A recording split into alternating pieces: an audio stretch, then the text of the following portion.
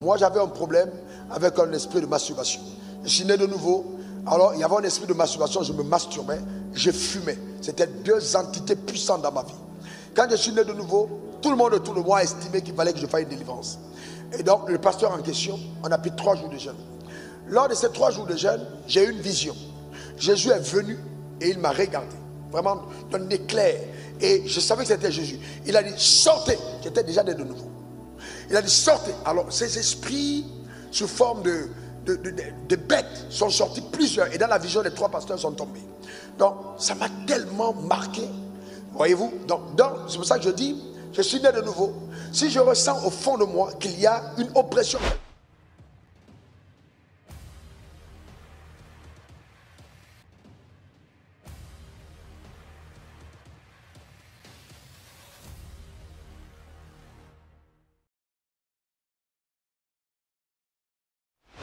Salut et soyez le bienvenu dans votre plateforme. Dans cette nouvelle vidéo, vous allez découvrir les révélations bouleversantes révélées par ce serviteur de Dieu alors qu'il était devant les médias. Alors abonnez-vous et n'oubliez pas de laisser un petit commentaire pour nous dire vos avis concernant cette nouvelle publication. Suivez et restez jusqu'à la fin pour la suite de la vidéo. Avant de continuer la vidéo, faites savoir dans le commentaire ce que vous pensez de cette actualité.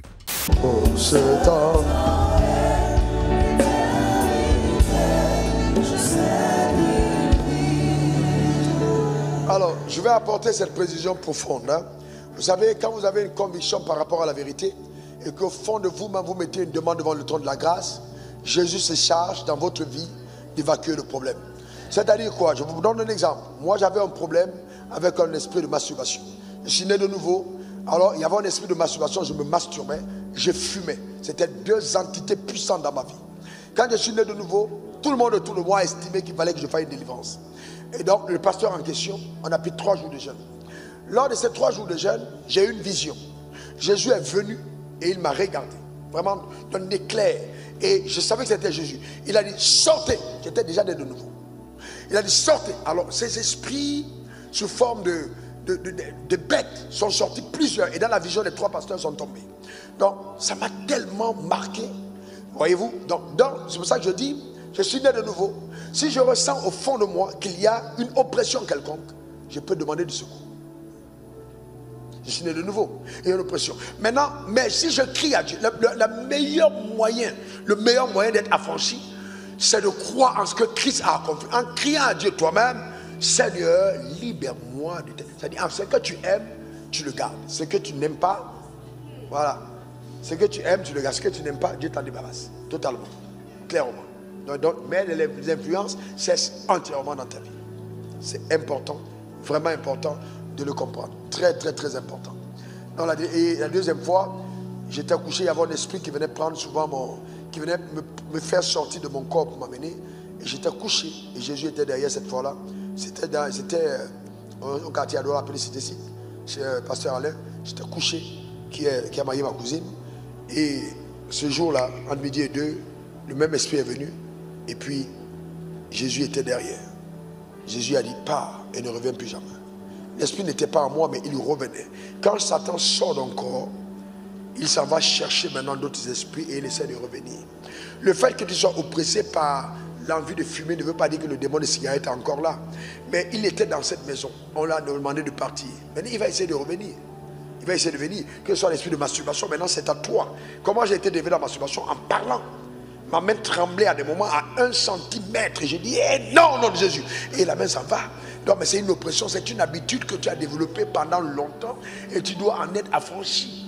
Mais si tu n'es pas sincère toi-même dans la prière, et c'est pour ça que les moments de jeûne sont importants pour construire ta foi, consolider la vérité en toi et dire non à toute arnaque de Satan. En disant, je suis libre et libéré. Au nom suprême de Jésus.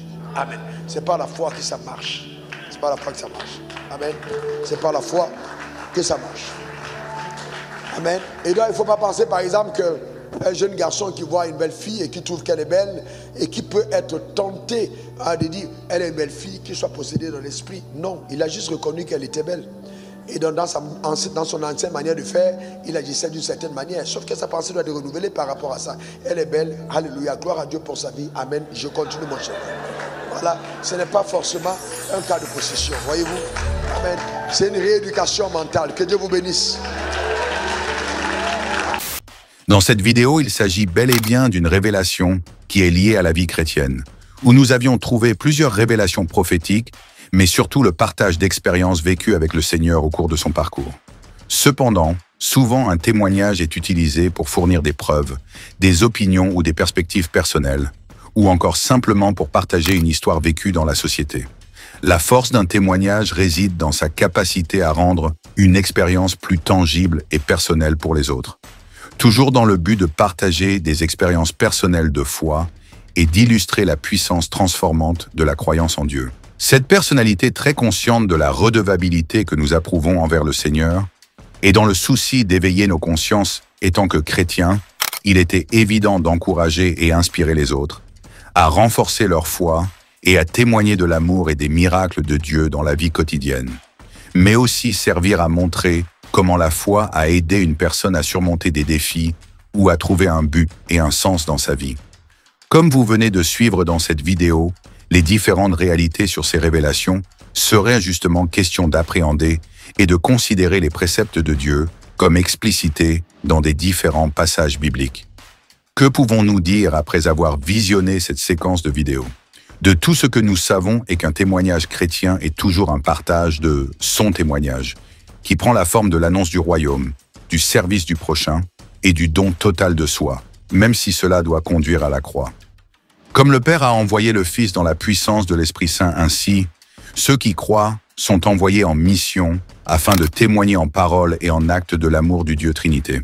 Dans la Bible, dans plusieurs passages, nous trouvons un bon nombre de personnages qui ont témoigné de leur foi pendant leurs expériences chrétiennes.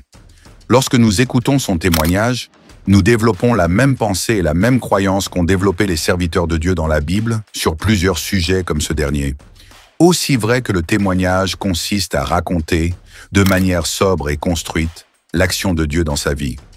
On peut donc partager une expérience ou une conversion radicale, ou sinon la manière dont Dieu a accompagné la personne tout au long de son parcours sur cette terre. Il s'agit de témoigner de cette relation personnelle que l'on entretient avec Dieu, toute forme des expériences vécues avec le Seigneur, ou encore de partager des révélations sur lesquelles Dieu vous a éprouvé. Comme nous venons de suivre dans cette séquence de vidéos, il est si évident que nous soyons un instrument que Dieu utilise pour passer pour sauver les autres au moyen de nos révélations et témoignages. Votre expérience dans la vie chrétienne est justement comme un témoignage vivant qui marque les bénéfices de fréquenter le Seigneur Jésus, ainsi le connaître davantage. On ne peut pas parler de Dieu si on ne le connaît pas, si on ne lui parle pas. Ainsi, n'ayez pas peur de rendre votre témoignage. Il sera une source de bénédiction pour les personnes sur qui vous êtes chargés de veiller. Dans la Bible, nous trouvons des portions d'Écriture comme celui qui est révélé dans un contexte qui nous concerne plus que jamais dans l'Apocalypse 12.11. Jean retranscrit ces paroles tellement profondes et puissantes pour nous dire et nous enseigner la clé avec laquelle l'ennemi de notre âme va être vaincu. Ils l'ont vaincu par la parole de leur témoignage. Cependant, le témoignage a une puissance. Le témoignage a cette capacité de vaincre l'ennemi.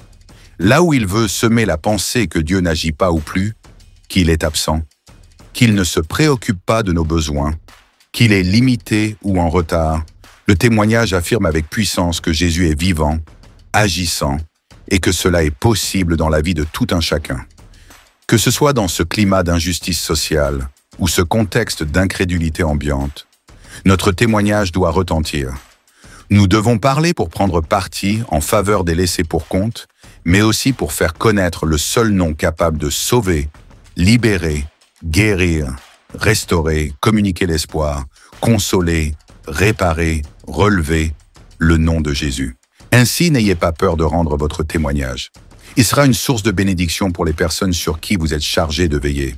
Dans la Bible, nous trouvons des portions d'Écriture comme celui qui est révélé dans un contexte qui nous concerne plus que jamais dans l'Apocalypse 12.11.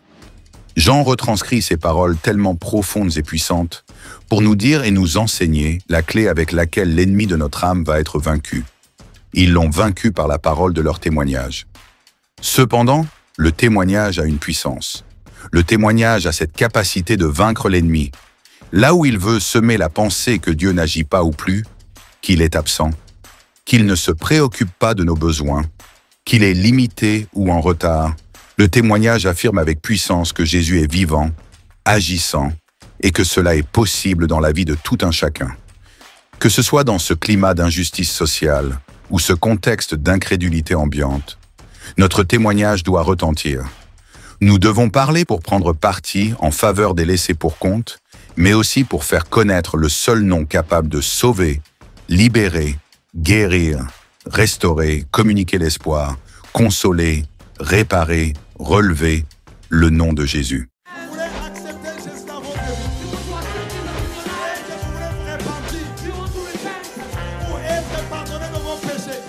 C'est pourquoi, mes amis, vous ne pouvez pas croire dans un prophète qui vient qui dit que lui, il est le chemin. J'étais païen, j'étais beau, je deviens chrétien, je deviens vilain. Comment? Comment? Le silence n'est pas un vide, c'est un puissant langage de celui qui sait ce qu'il fait. C'est le langage du mature. La personne qui est mature répond de fois par le silence, se tait seulement. Si le ciel s'est réconcilié avec la terre par la croix,